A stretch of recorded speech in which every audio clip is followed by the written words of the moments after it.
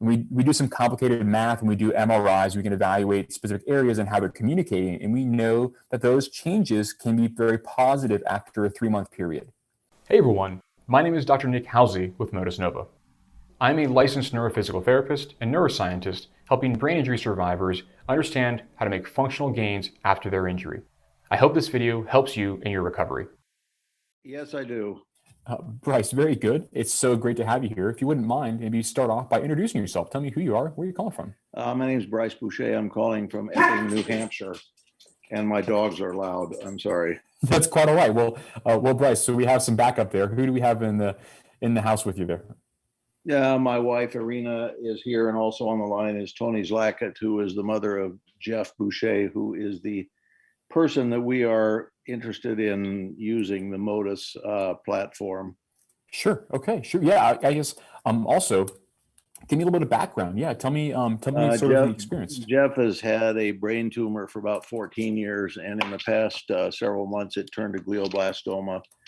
Very serious. He had a craniotomy, which removed a lot of the tumor, but it's still in a grave situation, I guess you'd say. But in the meantime, as part of this surgery, he has some pronounced weakness in his left hand and left leg, and he has ataxia, which prevents him from doing some of the things that he would like to do with his hand and arm. And we had him in physical therapy and wanted to keep him in that, but he's so tired from the radiation he's been taking and so forth, and he's had such headaches, it's been difficult for him to do it. And so I happened to see your thing. I thought it might be an opportunity to try something different. He loves video games and so forth, and I thought maybe this is an opportunity to see something that could give him the help he needs through physical therapy, and also be something that would be interesting enough to him to keep him engaged.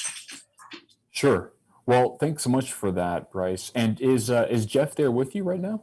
Because I can only see you. He's actually sleeping. I can try and wake him up, but he's no need. Peacefully sleeping, and I hate to bother him. No, Bryce. No need at all. It's just one of these things that with video, it's hard to know who all's there.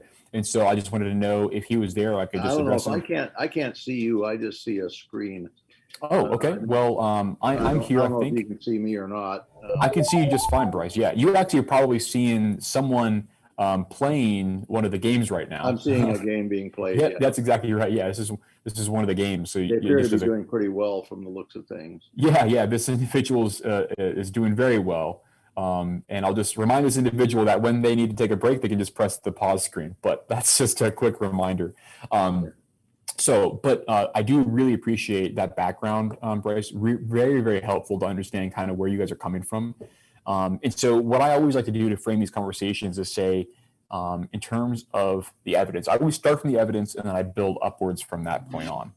And so with respect to individuals with GBM, I think, unfortunately, we don't have any data with regard to the Motus hand or the Motus foot's efficacy for those individuals. We spent the better part of 15 years studying individuals with subacute and chronic stroke. And that has been our primary indication for basically ever. And that is where we have our Class 1 designation from the FDA. And so we have to be very careful. I have to be very careful to say with any degree of certainty that this could help someone with Jeff's sort of situation. And so that's always the baseline condition. I always like to acknowledge where we have data, where we don't have data, because I don't want us to have to draw incorrect inferences about things. Hey, if you're finding this video helpful, please hit like and subscribe to help other brain injury survivors learn how Motus Nova is changing neuro-rehab. Things. So with that though, when we I add one other thing? Sure. Very quickly. During his surgery, he had a stroke. Okay. That actually may have turned out to be a fortuitous thing because it cut off the blood supply to a large part of the tumor. Okay. But in thinking about this, I think his disability is due to the operation, but it is possible that it might be due to the stroke. So I don't know if that really makes a difference. I mean, it is what it is that he has to deal with, but just as a Is it possible to turn off the game? It's kind of distracting to talking to you. Is it the doctor some kind of? Yeah. Yeah, let me ask my video and audio engineer to help with that. I'm sorry about that, Okay. guys. Is that better? Yeah. Yeah. Yeah. I can Very see good. it. Okay. Well, if this is the first time that you're seeing me, it's great to see you. And I think in terms of the that additional information that you gave me, Bryce, helpful, very much so. I think it's good to understand it as well. I think my guidance, my foundational sort of starting point is not going to change, though. I think individuals who have strokes secondary to brain tumors, those individuals are less frequently studied. And while the brain tumor and the surgery may be the incipient event, having the post-surgical stroke is likely to cause a lot of those problems, the movement impairments. That being said, even still, we don't have data on individuals who have had that sort of comorbid conditions. So this sounds like a very defensible position that I'm in, but that's okay. And I think what I like to do from here is to build up into some rational next steps for you guys. And that is, when you think about the process of neuro-rehabilitation, you look across the span, individuals who have had strokes, individuals who have had traumatic brain injuries, even individuals who've had spinal cord injuries, or even post-tumor resections. A lot of them have very similar sort of movement impairments. And the nice thing is, despite the fact we don't have evidence across all of those individual, what we call diseases or etiologies, the treatment approaches are very much conserved. And what I mean by conserved is they're very, very similar across those individual cases, in which case we're trying to either help someone improve their range of motion, strength, and volitional control of their upper extremities or their lower extremities in the case of walking or gait. And so with that being said, a lot of these approaches like robotic-based repetitive task practice-like programs could be very useful.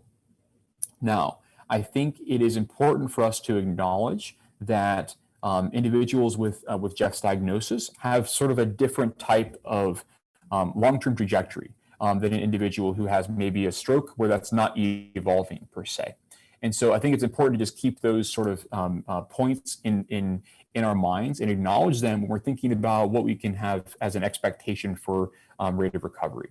So that's something that we just need to acknowledge. But when it comes back to first principles of neuro-rehab, these approaches could be very applicable to helping Jeff, improve his sensorimotor function, such as improving the ataxias that you're talking about with his upper extremity that might be impairing him from being able to, let's say, successfully negotiate, eating or drinking actions, ADLs, or even just general functions like dressing, these sort of things. So I think that would be my first level of sort of comments on that.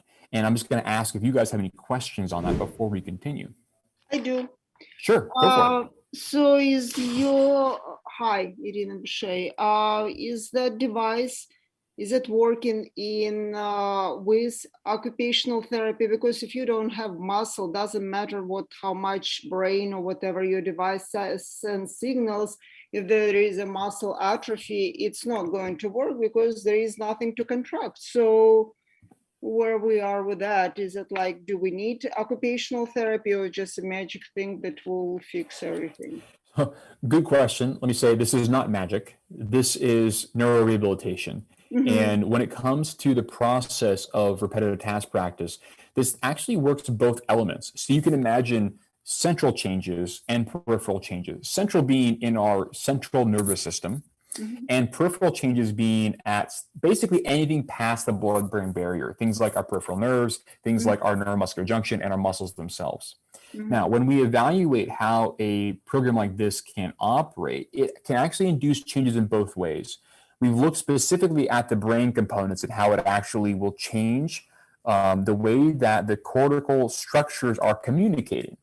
We do some complicated math and we do MRIs. We can evaluate specific areas and how they're communicating. And we know that those changes can be very positive after a 3-month period. That's an independent study.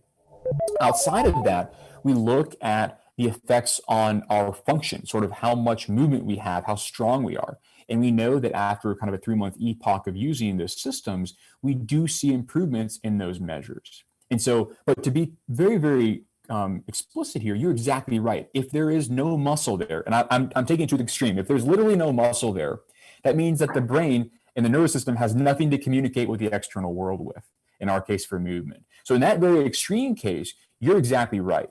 There wouldn't be anything really to improve in those cases without having the brain connected to a robot that it can control by itself.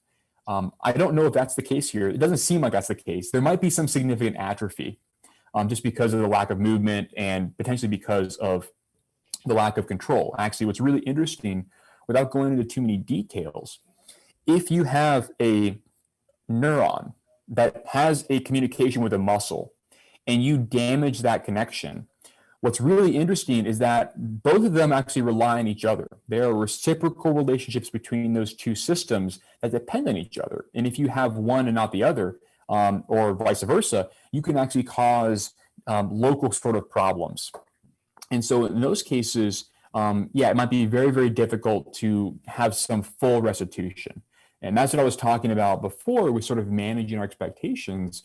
We might not expect a full restitution, right? We could probably expect some level of maintenance or prevention of further losses, which are really, really important as well. Thanks for watching this video. If you have questions or would like to speak with me about how you can make functional gains from home, call or text me at 404-939-3476 or visit motusnova.com/contact.